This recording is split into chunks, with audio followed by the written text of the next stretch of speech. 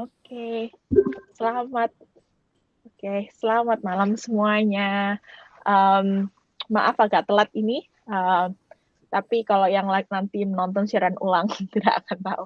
Tapi terima kasih semuanya untuk sabar menunggu, malam hari ini kita langsung aja, untuk masuk ke sesi yang ke-6 dari 8 sesi yang akan dibawakan oleh Romo Hartono Budi.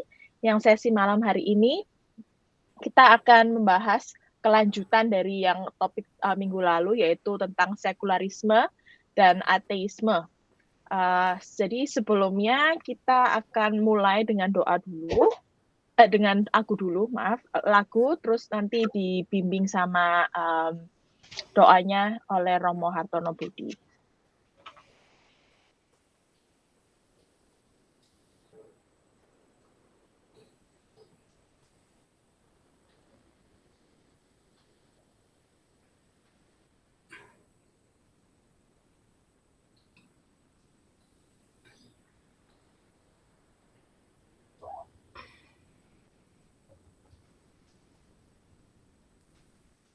Suaranya prima. Oh.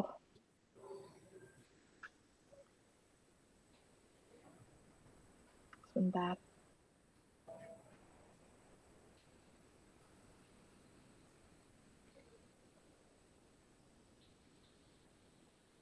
Ada yang tahu bagaimana milih suaranya supaya bisa di-share juga? Itu mesti pilih share tab instead of Gotcha. screen atau window. Oke, gotcha. Thanks.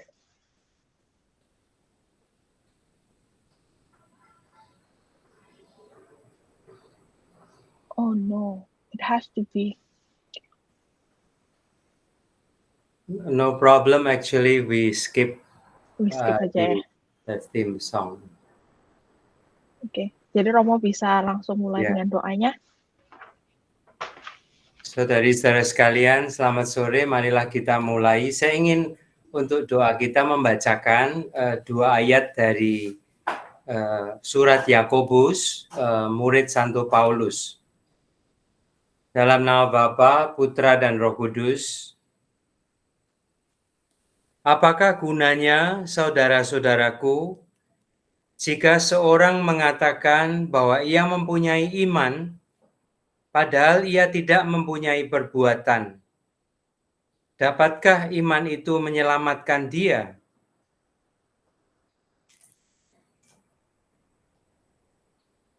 Ya Tuhan, kami bersyukur pada sore hari ini bisa berkumpul dan diingatkan dalam bacaan Injil hari ini dalam misa, bahwa Engkau memandang kami secara keseluruhan, hati, budi, dan juga kemanusiaan kami secara keseluruhan. Kami bersyukur dengan demikian kami juga bisa menyatakan kasih, pengharapan, dan berbagi rahmat dengan keluarga dan sesama. Kami mohon supaya dengan demikian kami lebih bisa merasakan kasih-Mu di dalam kehidupan kami, dalam keluarga dan masyarakat. Kami haturkan dalam nama Putra-Mu terkasih, Tuhan kami Yesus Kristus. Amin. Amin. Dalam nama Bapa, Putra dan Roh Kudus. Amin. Saudari-saudara sekalian, hari ini kita akan membicarakan tentang humanisme, ateisme dan humanisme. Marilah kita sejenak mengingat konteksnya yang lebih luas dari awal gereja, katakanlah demikian. Tadi surat Yakobus itu bukan pertama-tama menurut penelitian dari saudara Yesus yang wafat tahun 65-an, ya, tetapi itu sahabat Santo Paulus yang ikut mewartakan kebangkitan Yesus, tetapi suratnya sendiri itu dikenal ratusan tahun sesudahnya, katanya di akhir abad ketiga. Nah, menarik sekali dalam penghayatan jemaat Kristen awal itu ada dan diterima, dan ini menjadi bagian kitab suci kita, diakui punya fungsi formatif, yaitu pembinaan iman sepanjang abad ini. Nah, itu menekankan iman yang tidak bisa dipisahkan dari perbuatan. Nah, pada akhir abad 19, gereja lebih eksplisit mengajarkan tentang perbuatan itu. Saya akan menyebutkan 7 tema tentang ajaran sosial gereja. Ajaran sosial gereja adalah pandangan gereja tentang manusia, tetapi tidak hanya manusia sendirian, manusia di tengah komunitasnya, keluarga maupun masyarakat. Manusia dipahami sebagai relational being, itu. Manusia itu pribadi yang berelasi, tidak hidup sendirian untuk dirinya sendiri. Nah, 7 tema dari ajaran sosial gereja. Yang pertama tentang hidup manusia dan martabatnya. Tema yang kedua adalah pentingnya keluarga dan komunitas, dan dengan demikian partisipasi di dalam membangun keluarga dan komunitas. Tema yang ketiga adalah hak manusia, hak asasi manusia, dan tanggung jawab manusia. Ya, ditunjukkan di situ ajaran-ajaran bertemakan demikian, manusia menjadi dirinya sendiri, menjadi gambaran katakanlah Allah itu dengan memenuhi tanggung jawab dan katakanlah diakui hak-haknya. Terus yang keempat adalah memperhatikan mereka yang berkekurangan, kaum miskin, kaum terlantar, kaum marginal. Itu membuat manusia dan komunitas manusia itu lebih utuh, penuh. Lalu yang kelima tentang martabat pekerjaan dan hak-hak kaum buruh. Ya, saya kira sebagian dari kita pernah bekerja atau sedang bekerja. Nah, hal ini kalau dibaca sebetulnya bisa lebih memanusiakan, yaitu kita itu tidak hanya mesin. Nah, bukankah itu juga digemakan oleh para filsuf yang kita bahas minggu-minggu ini. Lalu yang keenam temanya solidaritas. Itu juga dengan pengalaman penindasan, pengalaman marginalisasi, pengalaman kok manusia itu kok masih saling menyingkirkan, lebih suka membangun tembok daripada membangun komunitas. Nah, itu solidaritas, perjuangan bersama menuju katakanlah kehidupan yang lebih penuh, masa depan yang lebih baik, itu digarisbawahi oleh gereja sebagai kewajiban juga, itu panggilan dan kewajiban. Lalu yang terakhir itu sangat eksplisit dan luar biasa penghargaannya. Paus ini menulis dengan sangat tebal, banyak halaman, itu tentang memelihara ciptaan, alam ciptaan Tuhan. Ya, the care for our common home. Ya, itu kesadaran yang dijelaskan luar biasa itu di tahun 2015 dan langsung dikritik oleh banyak pihak, khususnya para kaum kapitalis yang kemudian seakan-akan diingatkan tidak boleh sewenang-wenang eksploitasi ciptaan, alam ciptaan termasuk manusia itu, dan tidak boleh memandang selain manusia adalah di bawah manusia, martabatnya di bawah manusia. Tidak. Bahkan tulisan Paus Fransiskus itu menunjukkan dengan spiritualitas Fransiskus Asisi, setiap makhluk hidup, bahkan sekecil apapun, itu mempunyai semacam martabat yang sama. Itu sangat radikal, sangat revolusioner sebetulnya, karena membalik semuanya. Dan ini kita sebetulnya sudah belajar dari para Buddhis kaum Buddhis. orang yang beragama Buddha. Beberapa sungguh mengatakan, kalau kamu duduk pun harus hati-hati, nanti kalau ada semut, jangan sampai. Yaitu karena kamu tidak sadar, lalu kamu mendudukin semut, lalu semutnya meninggal dunia.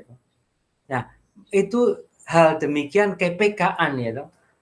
Setiap makhluk punya tempat dan martabatnya itu secara khusus 6 tahun, 7 tahun terakhir ini menjadi fokus katakanlah ajaran sosial gereja. Maka marilah kita sekarang mendengarkan video klip yang kembali itu tema besarnya ya, tetapi kita kembali tentang kesadaran pentingnya manusia. Ya, dan manusia itu bisa menjadi berkat bagi orang lain dan ciptaan ini.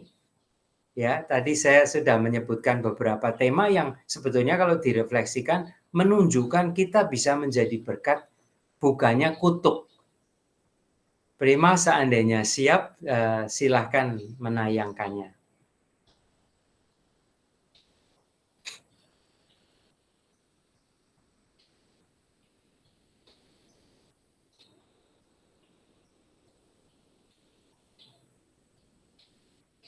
Kembali dalam acara Iman yang Berpikir. Mari kita melanjutkan refleksi kita tentang sekularisme dan ateisme. Kita kali ini ingin memikirkan sistem pemikiran yang ateistik, ya, atau condong bisa menjadi ateistik, tidak percaya pada Tuhan. Nah, yang terkait dengan sekularisme adalah humanisme. Keduanya, sekularisme dan humanisme, itu mau menyingkirkan atau mengesampingkan yang ilahi, yang supernatural. Nah, kalau sekularisme, minggu lalu kita udah membicarakannya, tekanannya fokusnya pada negara, ya, pemisahan negara dengan agama. Nah, humanisme titik perhatiannya adalah manusia. Maka ingin menekankan pemisahan antara fokus pada manusia dengan segala macam campur tangan, katakanlah yang ilahi atau yang supernatural. Kita ingin merefleksikan secara positif. Nah, humanisme pada dasarnya menghargai atau bersikap positif pada dunia. Ya, tentu saja kenyataan kita sebagai manusia. Mereka menghargai pengalaman, pemikiran manusia, dan harapan manusia. Dan pengalaman, pemikiran, harapan itulah yang mestinya menjadi sumber pengetahuan, etiket atau kode-kode moral, penalaran sehat, empati, compassion, belas kasih. Bukankah itu sudah akar berakar di dalam hati manusia? Juga kalau manusia itu tidak beragama, tidak beriman, gitu. Nah, saudara-saudari sekalian, kita melanjutkan dengan pemikiran mereka tentang afterlife. Mereka para humanis mengatakan fokusnya itu manusia saat ini, ya. Maka tentang masa depan sesudah kematian itu bukan urusan kita atau tidak urgen. Tentang Allah juga demikian. Mereka mengatakan manusia sendirilah yang mestinya mengambil tanggung jawab, ya. Jadi bukannya melemparkan tanggung jawab pada Allah, apalagi mengatakan Allah atau agama yang akan memecahkan segala macam. Nah, andil kita digarisbawahi. Nah, saudara-saudari sekalian, humanisme bersumber dalam filsafat Yunani yang mengutamakan moralitas manusia. Nah, jangan lupa Yunani, tetapi itu juga ada di India. Kita bisa mempelajarinya di Cina, kebijaksanaan moral di Cina, filsafat Cina. Demikian juga ada di Afrika, dan Eropa. Dan bahkan katakanlah kita bisa merasakannya sendiri atau terundang untuk bertumbuh jadi bijaksana. Sumber yang lain adalah yang disebut masa Renaissance, kebangkitan kesadaran manusia yang berkisar dari abad 14 sampai 17. Ya, itu sesudah Eropa berziarah katakanlah melalui abad pertengahan, yaitu yang abad-abad sebelumnya dari abad ke-5. Dan sebelum abad modern. Nah, kita itu anak-anak abad modern ini. Nah, Renaissance, kesadaran tinggi tentang manusia dan kemampuannya, itu belajar dari sastra-sastra klasik khususnya Yunani. Dan mereka ingin kembali kepada sains, ilmu pengetahuan, seni dan sastra. Nah, ini fokusnya tentu saja kita tahu adalah Italia. Saudara-saudara sekalian, sekarang kita beralih pada abad kita ini, abad 20. Nah, baru pada abad 20 menurut satu sumber itu, humanisme itu lebih katakanlah non-teistik atau lebih menekankan ketidakbertuhanannya, ya, atau ketidakberagamaannya, atau tidak mau tersangkut paut dengan itu. Tentu saja kita bisa memahami karena aneka fasilitas, perkembangan teknologi, perkembangan pemikiran dan kesadaran manusia, aneka macam ilmu, yaitu manusia yang bisa membantu kita hidup sehari-hari, mengatur termasuk masyarakat dan keluarga, juga masa depan kita. Nah, hal itu terkait dengan sekularisme zaman ini, dunia ini itu penting sekali. Maka humanisme, sekularisme terkait di situ, abad 20 ini lebih lagi mengandalkan science and reason untuk memahami dunia. Bukan pertama-tama pewahyuan sumbernya atau supernatural source. Nah, ini sebetulnya menggelitik kita betul-betul. Apakah kita sudah sedemikian mengolah diri kita dan kemampuan manusiawi kita? Nah, humanisme juga advocating, yaitu membela, menekankan tentang human rights, free speech, progressive policies, dan demokrasi. Ya. Hak-hak asasi manusia, hak asasi manusia sangat penting di era kita ini. Dan demikian berbicara secara bebas, ya. Lalu memang memajukan kesadaran dan policy tentang kehidupan, termasuk di situ demokrasi. Agama mereka yakin tidak harus menjadi syarat moral. Ya, mereka sangat anti atau alergi terhadap agama yang terlalu campur tangan dalam hal pendidikan atau negara. Maka di Indonesia, di Amerika, ya, kita bisa merefleksikan hal itu. Bagaimana bahasa kita di dalam partisipasi sipil kita. Umat manusia sendiri bisa membangun nilai-nilai kehidupan yang bermakna. Bisa membangun hidup yang bermakna. Saudari-saudara sekalian, keyakinan ini perlu kita refleksikan dalam-dalam. Bukankah saat ini saya ingat Yesus itu di dalam Injil Yohanes bab 10 ayat 10 mengatakan, aku datang agar kehidupan manusia lebih penuh dan penuh sepenuh-penuhnya. Nah, apa artinya hal itu? Ya, bahkan Yesus sampai memberikan dirinya untuk itu. Kita juga ingat, baru saja kita merayakan bulan lalu, Natal, Allah menjadi manusia. Apa pesan utamanya? Kalau Allah sedemikian, katakanlah mau hadir bersama kita di dunia ini. Mungkin karena dunia ini sangat berarti. Nah, apakah orang Kristiani masih mau menggunakan kata mungkin? Mungkin manusia itu sangat berarti. Nah, apakah orang Kristiani masih menggunakan kata mungkin itu? Bagaimana kita merefleksikan refleksi iman kita, pengalaman kita beriman, ya.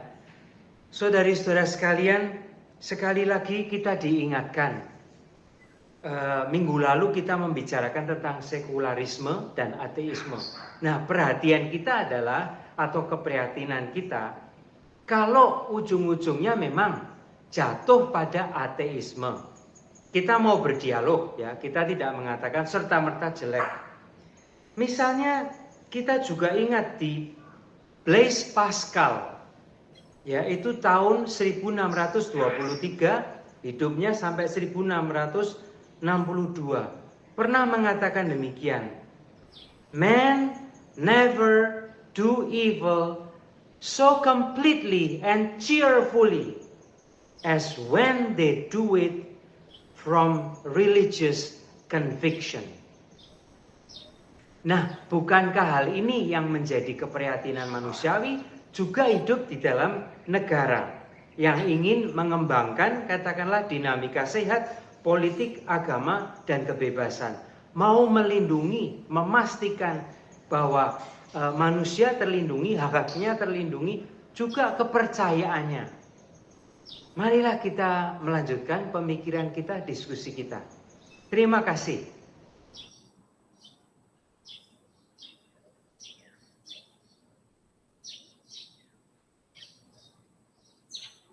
Saudari-saudara sekalian, mungkin langsung saja Prima kalau mau ada sedikit pengumuman, seingatnya saja. Iya, ini sebentar saya present lagi.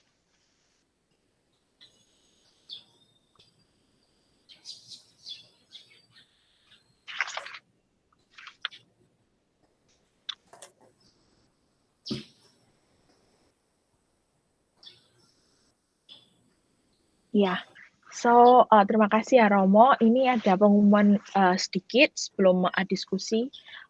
Kalau ada teman-teman ingin memberikan sumbangan kasih, bisa dibuat melalui cek payable ke WKICU, dikirim melalui mail post dialamatkan ke Marcella Raharjo ke 34746 Klondike Drive, Union City.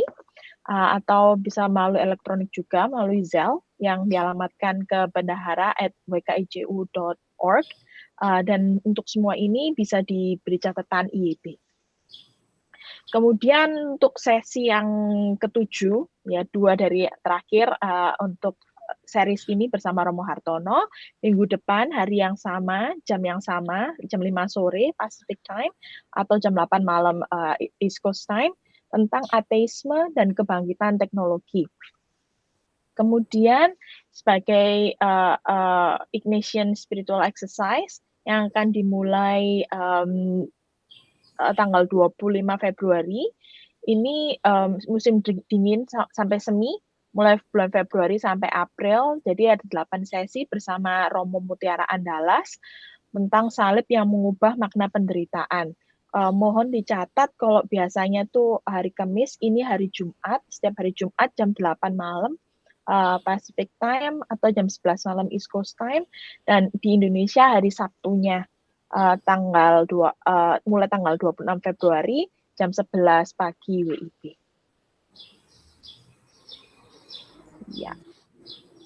Ya, pengumumannya hanya seperti itu. Jadi sekarang mungkin Prima buka floor dulu untuk mungkin ada yang tanggapan tentang apa yang Romo yang telah Romo sampaikan di video ataupun pengantarnya.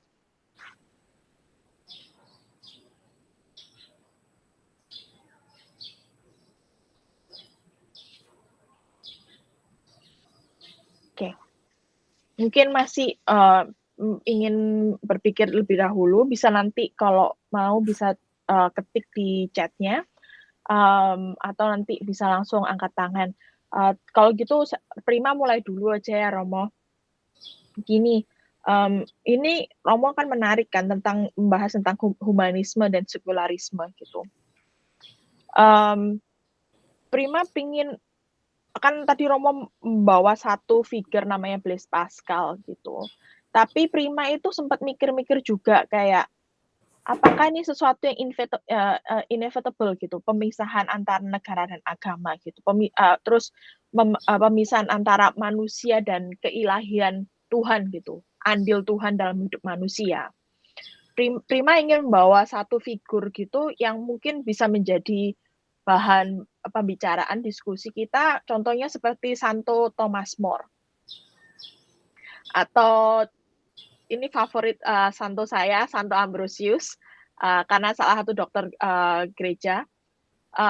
Mereka yang Thomas More ini sebagai santo karena dia juga statesman gitu. Kan dia bukan juga dia mau bergabung ke satu ordo, tapi dia memutuskan untuk tidak jadi gitu kan. Dia cuma jadi third order sebagai layman aja. Tapi dia dikanonisasi karena pekerjaan dia untuk membela iman Katolik dia gitu kan, walaupun dia dibesarkan di satu sekolah pendidikan tentang Renaissance Humanism as well gitu, dan ayahnya itu juga yang tentang mendukung Church of England dan sebagainya gitu.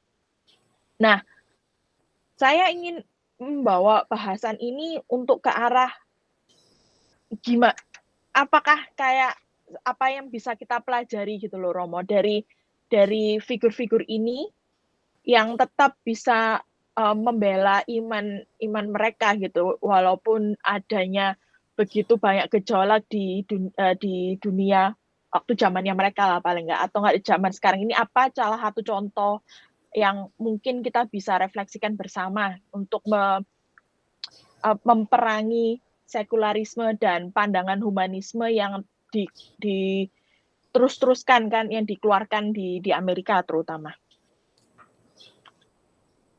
Ya, terima kasih untuk mengawali percakapan kita.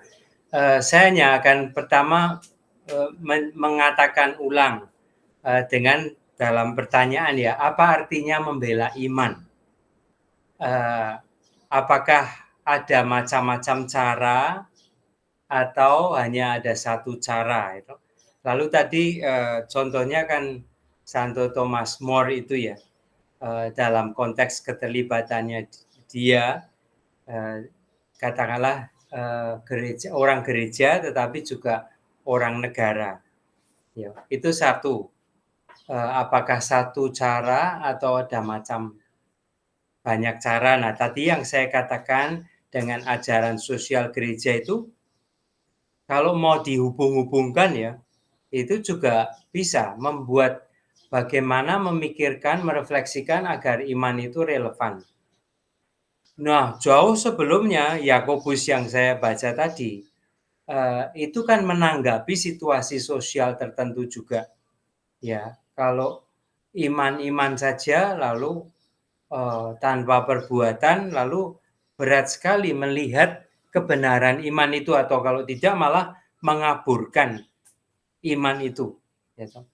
Nah, yang catatan yang terakhir itu kalau sekarang terutama di Filipina itu kan ini segera masa kampanye sudah mulai ya, pemilunya saya kira Mei gitu. Nah, itu di sini karena mayoritasnya Katolik, Kristen terutama Katolik toh. Itu kita ya bertanya-tanya keterlibatan gereja tentang dalam politik itu loh. Kalau yang tegas sekali dikatakan terutama untuk imam religius itu, kita tidak boleh berpolitik dalam arti sempit. Ya, berpolitik dalam arti sempit adalah ya ikut partai tertentu. Lalu kita sudah langsung mengerti karena selalu divisive kan. Kalau kita memihak satu, lalu berarti nanti melawan yang lain atau siap kritik-kritikan dengan yang lain. Kalau kita itu ikut mendukung satu calon, ya tidak hanya berlawanan dengan calon lain ya, tetapi sebetulnya calon itu sendiri kan nanti kalau seandainya terpilih jadi presiden juga bisa macam-macam arahnya. Nah, itu menjadi nyata sekali misalnya enggak tahu perasaan kalian dengan presiden Amerika ini, ya, yang sangat saleh sebagai orang Katolik. Tetapi apakah semua orang kita setuju gitu loh? Ya. Nah, makanya kalau iman di dalam konteks politik itu tidak mudah ya. Cuman yang selalu kita benarkan itu politik dalam arti umum. Maka Paus Fransiskus mengatakan politik itu bentuk charity yang paling tinggi. Nah, maksudnya adalah politik keterlibatan kita untuk ikut mengupayakan itu the common good, ya, kebaikan bersama. Politik kan mau mengurusi kehidupan bersama. Itu untuk kebaikan bersama itu bisa menjadi bentuk belas kasih atau kasih yang paling tinggi. Karena tidak hanya mengurusi diri sendiri atau orang-orang tertentu dan keluarga atau kelompoknya tapi mau memastikan bahwa semua mengalami itu kebaikan, kesejahteraan. Mungkin itu dulu catatan saya itu. Tentu saja kalau kaitannya dengan humanisme adalah yaitu untuk membela manusia, hak dan martabatnya. Tidak boleh satupun terlupakan atas nama apapun, ya. Karena kadang-kadang ada yang dikorbankan kan. Itu yang salah satu yang paling terkenal dalam kitab suci kan, lebih baik satu orang mati itu daripada seluruh negeri kacau balau. Lalu mereka mengorbankan Yesus. Dan di tadi ensiklik Laudato Si yang saya sebut yang terakhir itu bahkan kita sekarang tidak hanya pikir, dulu saya kira Om Susilo dan teman-teman yang mengingatkan cara pikir yang sangat fokusnya manusia. Sekarang itu melihat secara lebih penuh keutuhan ciptaan. Jadi tidak hanya manusia saja, tetapi juga ciptaan yang lain, makhluk yang lain, itu semesta ini. Terima kasih. Silahkan menanggapi dan menambah ya, karena teman-teman di sini saya belajar dari sesi-sesi kita sebelumnya kan, juga teman-teman juga membaca dan berefleksi. Terima kasih. Iya, silakan Om Susilo. Romo Susilo. Yeah. Itu ya kalau mengenai sekularisme di mana terdapat pemisahan antara negara dengan agama. Itu menurut saya tuh sebenarnya itu kan luas. Sebenarnya dalam kehidupan sehari-hari dapat dikerucutkan ke hal-hal yang lebih mendasar. Yaitu yang saya sebut ruang privat dan ruang sosial. Nah, pada saat ini kadang-kadang pemisahan antara ruang privat dan ruang sosial ini itu dicampur aduk. Terutama misalnya kalau orang Amerika mungkin udah memisahkan dengan jelas. Misalnya kalau kita mau menamu ke orang, mesti telepon dulu, ketemu jam berapa. Kalau di Indonesia kan nyelonong aja, terus ngobrol gitu. Terus sifat kedua misalnya, nggak mau tahu orang Amerika tuh ya, kalau kita hubungan kita sama walaupun teman baik, kita nggak pernah nanya, anak kamu berapa, udah kawin apa belum. Nah, kalau di Indonesia lain, kepo. Anak kamu mana, sekolah di mana. Nah, itu kadang-kadang tuh kebudayaan ini berbeda antara di Indonesia, ada umumnya nih ya, saya nggak secara khususnya, dan di Amerika.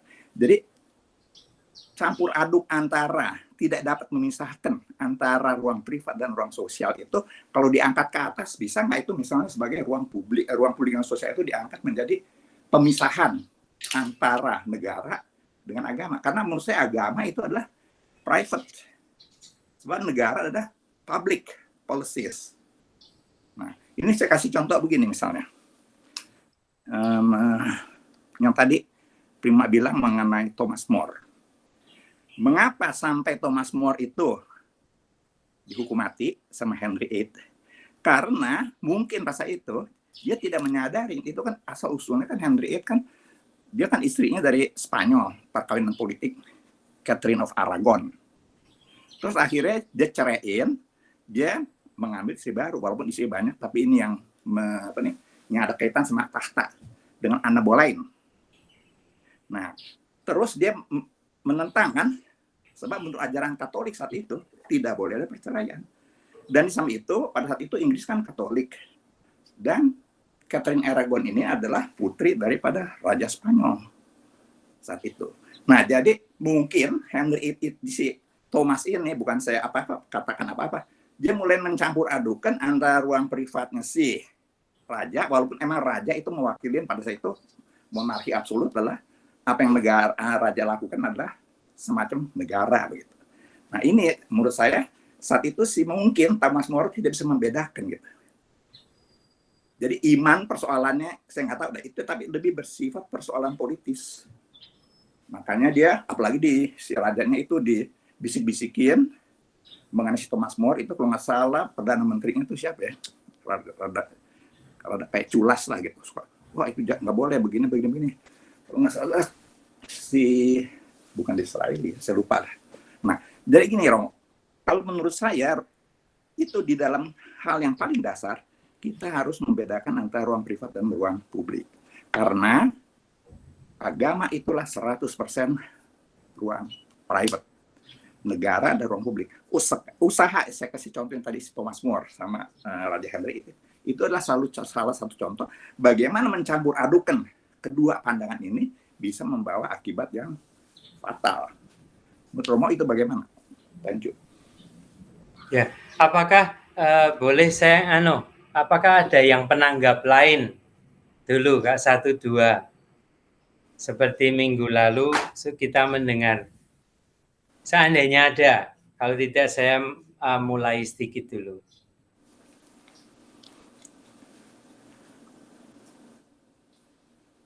Oh ya Romo, ada tambahan lagi Romo. Oh, silakan. Tadi ngomong mengenai filsuf ya. Itu William Dilthey, filsuf Jerman. Romo tahu lah itu sih. Itu makanya ruang privat publik itu kalau William Dilthey ini dilihat secara filosofis, kita harus membedakan antara, kalau dia bilang erklären, to explain. Dia bedakan pengetahuan dua. To explain sama to understand. Kalau to explain itu adalah ilmu pengetahuan alam, Naturwissenschaften. Kalau to understand itu sosial. Nah ini juga pencampur adukan antara dua ini itu menimbulkan polemik yang terus-menerus di dalam pemikiran-pemikiran. Makanya dia secara tegas, kamu nggak bisa campur aduk private dengan publik, ilmu pengetahuan dengan agama. Sebab kalau ilmu pengetahuan adalah to explain, kalau agama atau kehidupan sosial adalah to understand, based on experience. Kalau ini kan based on experimentation. Nah, campur aduk itu, jadi ada dua hal yang campur aduk, ruang privat dan publik, dan kedua secara sains adalah antara to explain sama to understand. Itu Romo.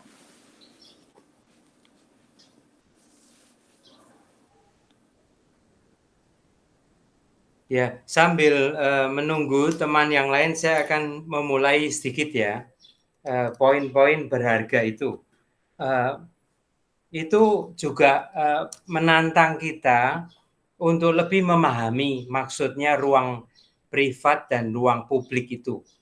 Kalau pikiran saya demikian, agama itu memang atau kepercayaan itu memang sesuatu yang sangat pribadi, ya toh. Nah, dalam hal itu ada kaitannya dengan itu, ruang privat itu. Kadang-kadang kita tidak mengerti logika hati orang, termasuk logika hati yang tersapa oleh yang kemudian hal-hal iman itu.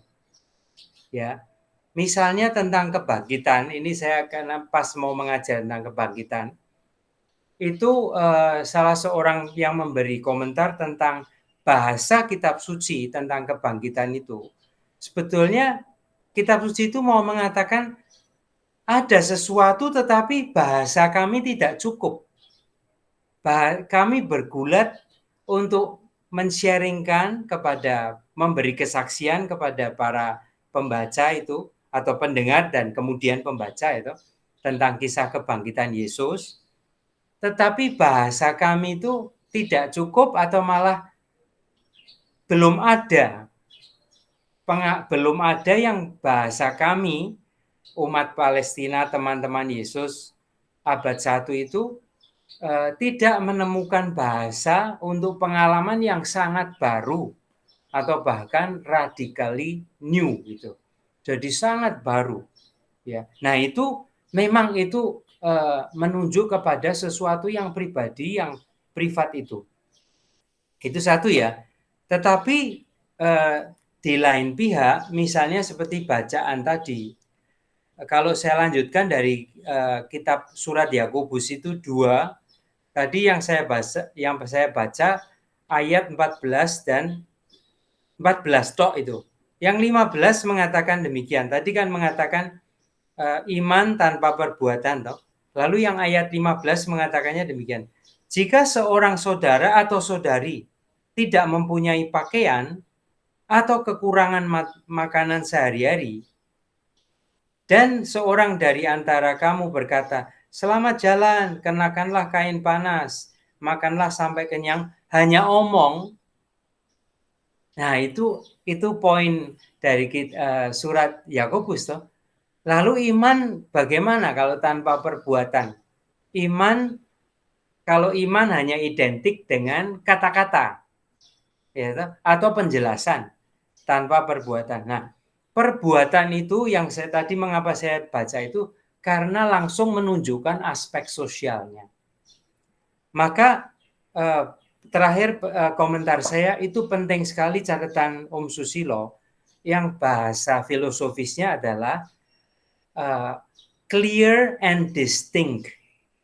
Nah, ini tantangan untuk iman yang berpikir itu sebetulnya kita melatih supaya pembicaraan kita makin jelas, makin terpilah-pilah.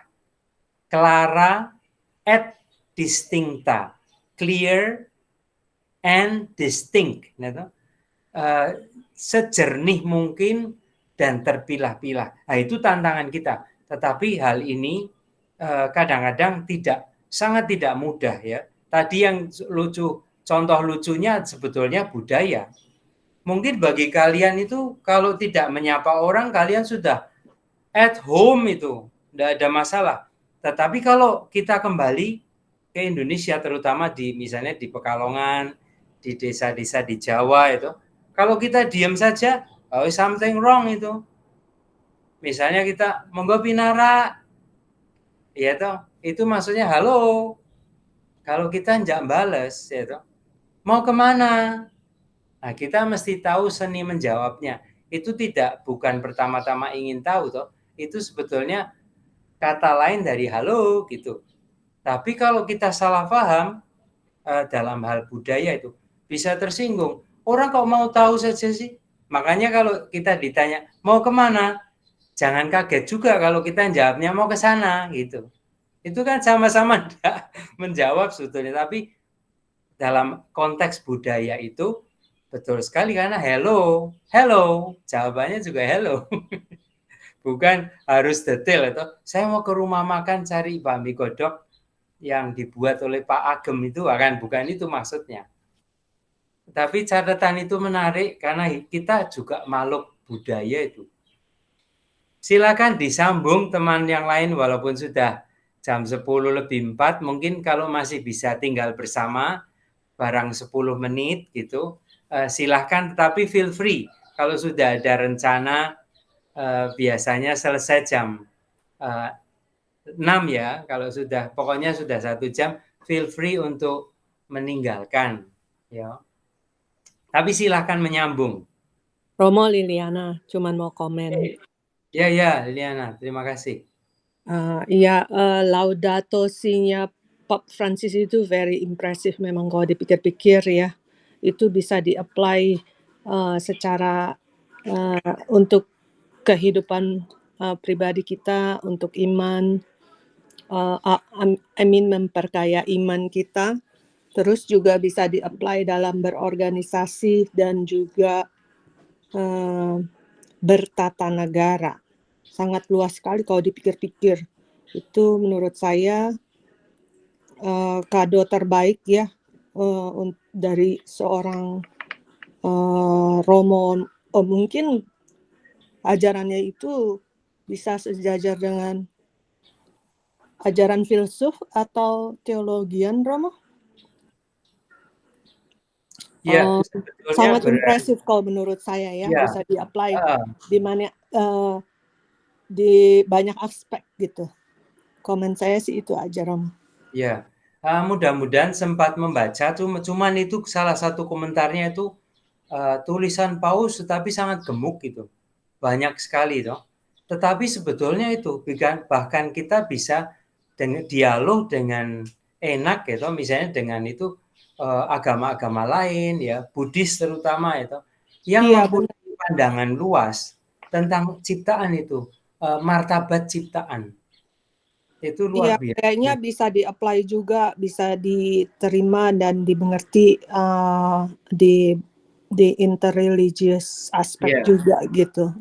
Very impressive sih kalau menurut saya. Saya Iya. senang sekali, fans banget sama Laudato Si-nya Pope Ya, Francis. cuman itu kritiknya juga apa itu perlu disadari. Misalnya kalau itu profit oriented ya, lalu apalagi ya eksploitasi dari kelompok-kelompok yang pro penambangan apapun ya, pasir, emas, tembaga dan seterusnya itu, wah itu bisa mencuci otak orangnya tidak mau semua pergi. Begitu saja menambang itu atau mencari untung itu. Ya, karena itu common good tidak hanya di alam manusia tetapi alam ciptaan secara lebih lengkap ya. Itu luar biasa memang. Paus juga jangan lupa Liliana yang tulisan tentang keluarga itu juga manis sekali itu. Menggerakkan hati. Kalau ada waktu Amoris Laetitia, The Joy of Loving, itu juga aduh enak sekali. Ya, dibaca itu menggerakkan kita, membawa kita kembali pada keluarga. Terima Iya, kasih sudah bisa itu tinggal itu yang belum saya baca, Rom. Iya, bagus Nanti sekali. saya baca. Terima kasih, Romo. Terima kasih, terima kasih.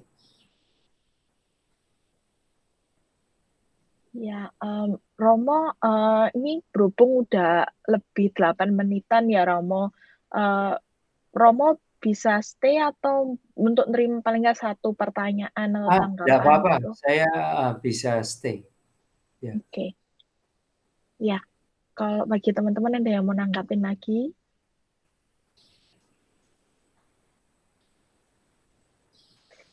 Ya. Kalau nggak ada, saya ada satu, mungkin small pertanyaan aja, Romo. Yang tadi kan Romo mengatakan yang humanisme yang ada tuh lebih non-teistik kan ya. Jadi kayak mereka tuh berdasarkan science and reason gitu. Dan bukannya tentang kayak perwayuan gitu. Nah, itu saya tadi mikir bacaan hari ini ya, yang yang minggu ini tentang kayak tentang faith dan gak berbahagialah orang yang begini, berbahagialah orang begitu.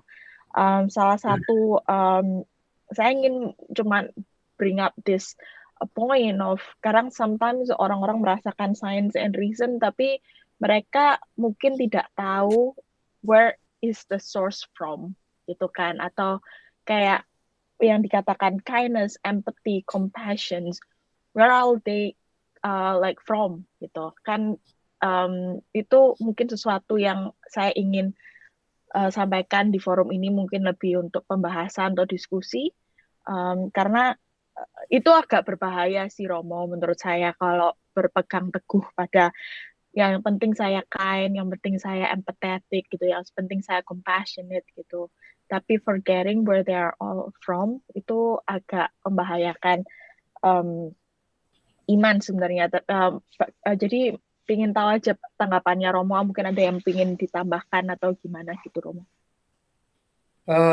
Ya, ini saya maaf kalau mungkin tanggapannya agak sedikit agak ya kurang pas ya. Saya mau cerita ini.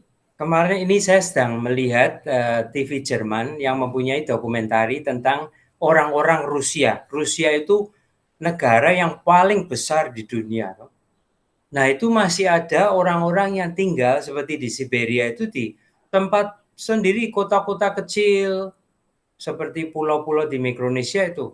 Ya, orangnya hanya beberapa ratus, beberapa ribu gitu. Nah, salah satu ibu yang diwawancara itu tinggal sendiri sudah 79 tahun, dan ibu itu tidak mau peduli dengan agama, ya, dan imam itu Ortodoks Rusia, toh. Tetapi kalau melihat di dalam dokumentari itu bagaimana ibu itu hidup, gitu, dengan alam, dia menyanyi itu, karena dia hidup mensyukuri telaga. Kalau banyak musim dingin toh, maka menjadi es, dan dia masih skiing itu, umur 79 dengan happy sekali itu. Tapi ketika ditanya tentang itu, apakah peduli dengan gereja, peduli dengan imam, gitu, di gereja itu dia mengatakan, oh saya tidak peduli. Ya. Nah, apakah pertanyaan saya kira tadi yang mau sedikit disinggung oleh Prima itu, lebih baik saya mengatakan pertanyaannya apa kan? Apakah concern-nya adalah mengapa orang harus beriman? Concern-nya itu apa sebetulnya beriman itu? Apakah karena indahnya pengalaman iman atau keselamatan? Keselamatan saya atau keselamatan bersama itu. Nah, itu yang perlu kita pilih-pilih, pilah-pilah dan pilih-pilih ya. Pikirkan bersama. Nah, kalau Yesus mengatakan, aku datang agar kehidupanmu penuh dan lebih penuh lagi. Nah, itu apakah Yesus tuh juga mengatakan, kalau kamu jadi orang Katolik loh, kalau kamu jadi orang beragama, atau sebetulnya kita itu diajak seperti ikut naik truk besar sekali bersama Yesus, itu mengupayakan kehidupan bersama ini, termasuk kehidupanku ya, mulai dari kehidupanku. Itu penuh, bahagia penuh, bermakna mendalam sekali, penuh juga itu. Dan juga itu kehidupan yang bermakna bahagia karena bersama, bermakna dan bahagia. Kehidupan sosial itu ya, common good yang tidak meninggalkan seorang pun itu. Saya ingin menggelitik ya dengan pertanyaan itu. Dan kalau kita kembali pada ajaran gereja, seperti tadi ajaran sosial gereja itu, kalau Paus gereja mengajarkan tentang hidup dan martabat hidup manusia, itu tidak hanya hidup orang Katolik, martabat manusia Katolik loh. Gereja mau menjadi katakanlah saluran rahmat untuk semua orang. Nah, kalau orang itu tertarik, loh kok saya ingin ya seperti kamu ya, kamu itu kok orang baik, saya ingin bersama. Kamu itu siapa sih orang Katolik? Saya ingin jadi orang Katolik. Oh ya sudah, welcome. Tapi saya berbuat baik itu tidak supaya kamu menjadi orang Katolik atau beriman gitu. Ya. Tetapi saya kira poin pentingnya dari seperti pernyataan Prima tadi, kemendalaman itu loh. Ya, kemendalaman mungkin menjadi keprihatinan kita. Orang yang mengatakan peduli amat dengan agama, peduli amat dengan Tuhan, peduli amat dengan iman. Nah, mungkin kita membawa keprihatinan itu, apakah hidupnya akan cukup mendalam? Ya, seandainya orang mengabaikan semuanya itu. Tetapi itu perkara lain ya, karena kalau mereka tidak melihat pada diri kita kemendalaman itu dalam kebahagiaan, dalam pengharapan, dalam iman, malah kita malah sebaliknya tuh ya, memberi contoh yang sebaliknya malah membuat orang gelisah, tidak bahagia itu. Beriman berarti Blaise Pascal tadi, ya toh, bukan seperti Yesus yang melindungi perempuan yang berdosa, tetapi ikut masa yang mengutuk orang berdosa, melemparin batu dengan, woi, kita udah melaksanakan kehendak Tuhan, itu kita lemparin, harus dirajam itu perempuan itu. Pertama, mengapa? Karena zina. Tapi di mana itu partner zinahnya? Tidak disebutkan. Ya. Nah itu Yesus sangat kritis ya terhadap masa yang bisa mengamuk gitu loh. Itu tanggapan panjang lebar. Silahkan kalau mau sedikit lagi ya toh menambah. Ya, terima kasih loh Romo. Itu penjelasannya nggak apa-apa Romo panjang, saya lebih suka supaya bisa lebih masuk gitu loh. Dari awal, dari tengah sampai ke akhirnya. Ini udah lebih dari 15 menit. I think kalau seandainya mau diakhiri, jadi Prima tanya dulu kalau ada yang menanggapi dulu untuk terakhir kalinya sebelum kita tutup dengan doa. Tentu saja bisa, kita masih 2 kali pertemuan lagi. Ya Romo, boleh tambahin sedikit Romo? Oh ya, silakan. Ya, itu yang tadi Romo bilang mengenai Yesus itu, yang orang berzina disambitin segala macam, sedangkan orang lain bersorak-sorai. Itu kalau menurut saya itu sama yang William Dilthey bilang, try to understand.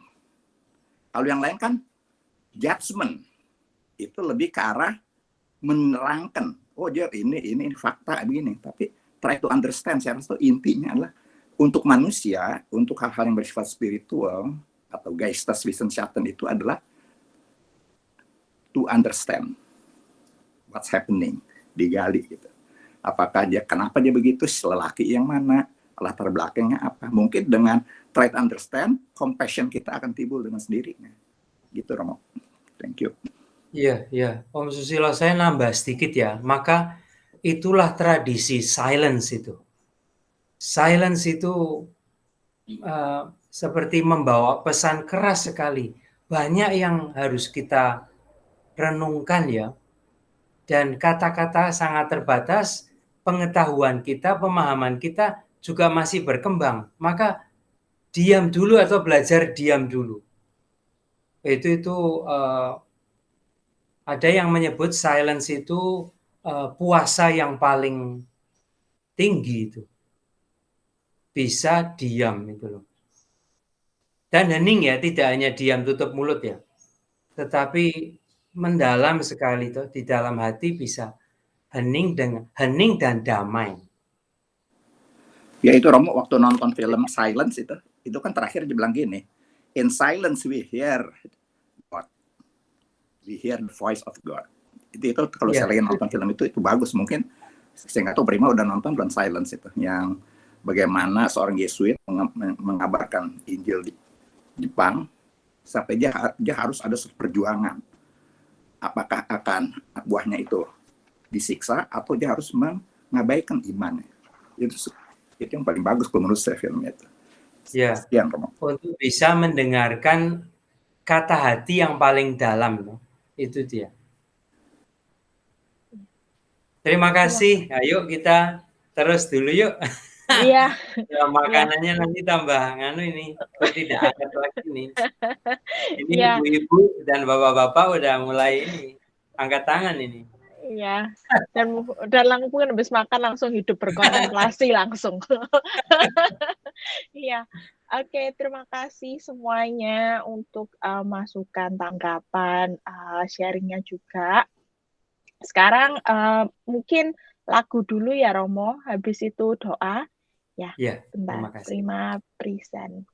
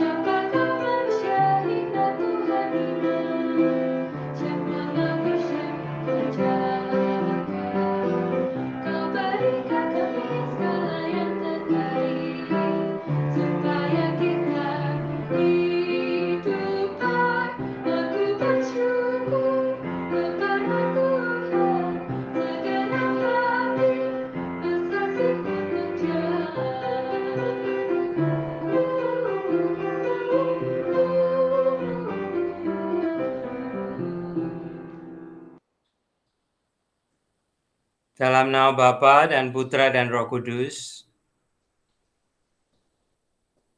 Ya Tuhan, kami berterima kasih Kau beri kesempatan untuk bisa berkumpul, dan kami juga bersyukur untuk kemurahan hati satu sama lain meluangkan waktu sekitar 1 jam 20 menit ini untuk bisa saling meneguhkan.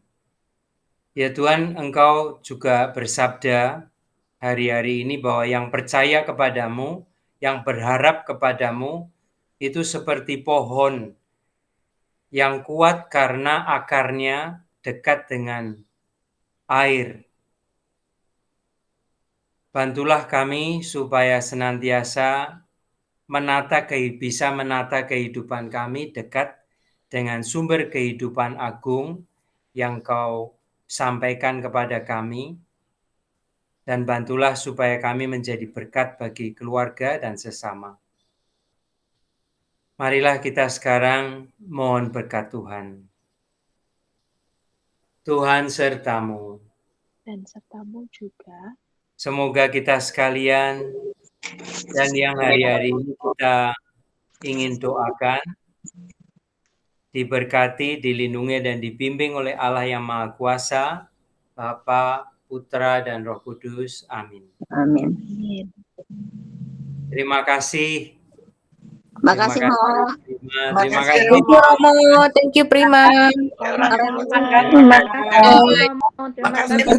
Oh, makasih. Terima kasih. Yosiko. Ya, Romo. Bye, Wen. Bye, Romo. Terima kasih Pak Randy, Tante Iwan, Hasan.